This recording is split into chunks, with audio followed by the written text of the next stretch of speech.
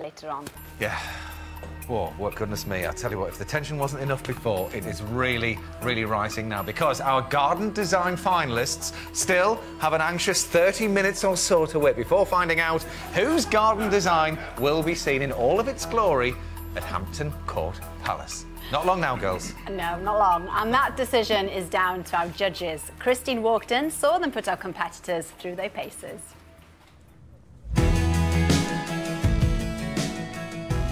We've been bowled over by the imagination shown in the designs, and we've received nearly 300 entries, and the judges have managed to whittle them down to 3 worthy finalists.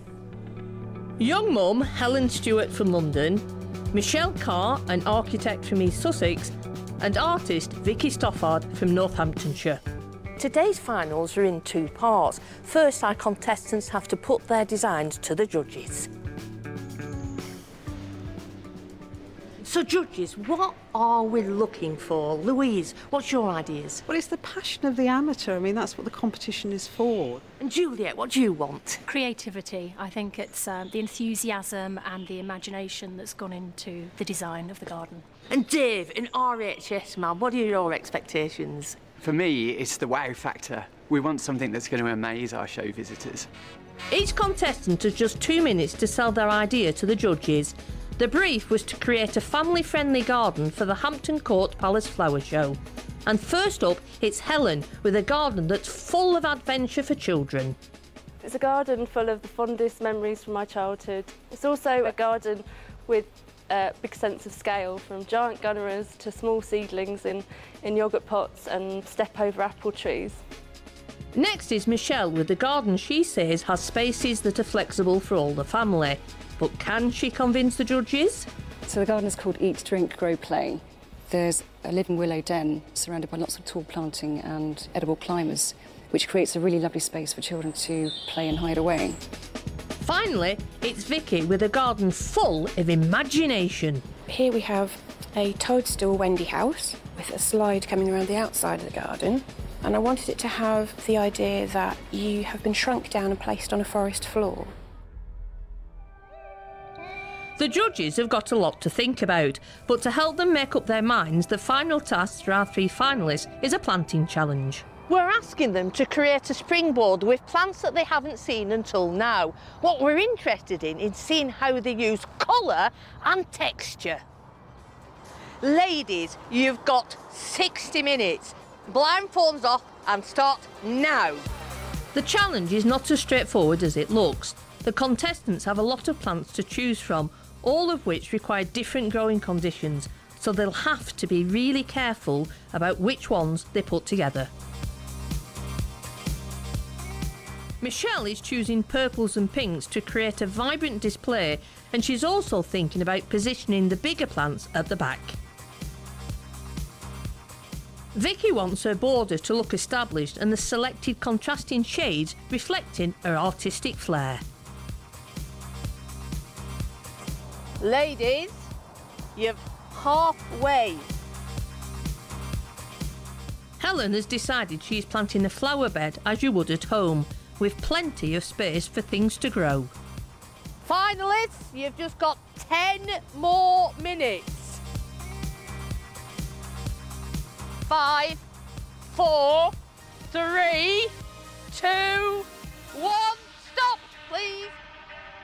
The judges must take into consideration both the designs for the Hampton Court Palace Flower Show and the contestants' performances in the planting challenge. So what did you pair think of Helen's work? I really like the design. I thought she did really well in her pitch. She would let herself down a little bit with the planting. I agree. I think it was totally sparse. With Michelle's actual garden design, the amount of gravel that she had on the floor compared to the amount of planting material is a bit of a worry. What did you pair think of her planting? I think the plants in that would work well together, and you would see that in a normal garden. Vicky's garden, the one on the end, it felt very cohesive, and the whole thing, both her design and her planting, felt like it was all part of the same package. I think with her design, I'm worried about the amount of structures and the amount of materials that would need to go into the garden. Personally, I think all three of these designs would look great at Hampton Court. And the judges are still talking. I actually think they're finding it quite tough. Oh, you know, I sound like Bruce here, but they're all my favourites. They really are. Anyway, Helen, Michelle and Vicky, we don't want to worry you, OK? But whoever wins, I can tell you that you've got some, well, some hard work ahead of you. Yes. What has the winner let herself in for, Anita? Here on the edge of the sofas, yep. Here, and also eagerly awaiting the winner to be named are Christine and garden designer Adam Frost. So just before we hear, what will you be doing from now up until the Hampton Court Flower Show, you two? Christine? I will be ensuring that the winner makes the right selection of plants so that it complements the design, so that when people see it, they go, wow! Perfect. Brilliant. Good. And Adam? I'll be doing what she tells me to do, I think. Sensible. No, I will be just making sure this thing gets built. It's an amazing prize, isn't it? So I'm just going to make sure it's a pleasure. This journey is going to be a pleasure for whoever wins. OK. Well, our lovely finalists have been waiting all night. Glenn, very patient. will you put them out of their misery and reveal the winner for us, please? Oh, boy. A lot of pressure. That's people hitting an oil drum with trowels. And the winner is... No. Vicky! Yes!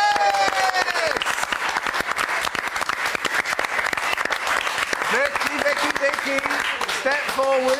You will be, well, your garden will be on show at Hampton Court Palace. How about that? Well done, congratulations. And Adam, could you just step forward into the garden and just tell us about the challenges with this one? Wow. I feel a bit like the Mad Hatter. It's the Mad Hatter's Tea Party. Best way to describe this garden. Everything is going to be larger than life. So down this side, we've got a big slide. I'm standing underneath this massive toadstool. Big seats underneath. This is all about atmosphere. So how our landscape is going to make this larger in life is going to be the most difficult challenge, but I'm sure we're going to give it a good go. It's vibrant, brilliant. isn't it? It is vibrant, like Vicky's hair, indeed. Yes. And Vicky, you got a little bit tearful there. How are you feeling now? It's brilliant. Thank you so much. Everyone was wonderful, and it was lovely meeting such brilliant people as well. So and it's going to be great, isn't it, seeing the garden brought to life? Yes, yeah, no, I'm really looking forward to it. It's something we've always wanted to do, so to get the opportunity is amazing. Yeah. Well, huge congratulations once again to Vicky. And we'll follow the progress of Vicky's garden over the next few months and then reveal it live from Hampton Court Palace in July.